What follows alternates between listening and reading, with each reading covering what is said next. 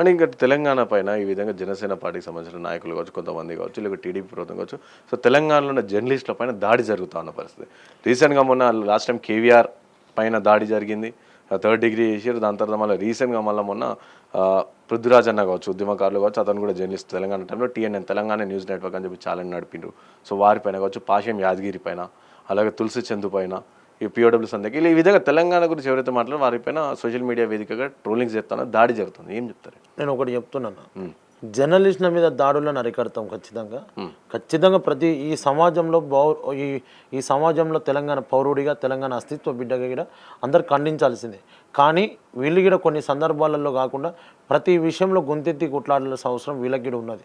ఎందుకంటే ఒకటే టాపిక్ అనకుండా ప్రతి విషయంలో ఎక్కడ అన్యాయం జరిగినా ఆ విషయం మీద, ఎందుకంటే పృథ్వీరాజ్ అన్న అంటే నాకు మంచి అభిమానం. పృథ్వీరాజ్ అన్న కొట్లాడేదానికి నేను సెల్యూట్. కాకపోతే కొంతమంది రాజకీయం చేయకుండా దీన్ని ఇలా ప్రజాస్వామ్య రీతిలో పోవాలి. ఇలా నిజంగా కూడా ఆ రోజు మీరు ఉన్నారనుకుంటా, కేసీఆర్ మీద యుద్ధం ఏ విధంగా చేసినామో.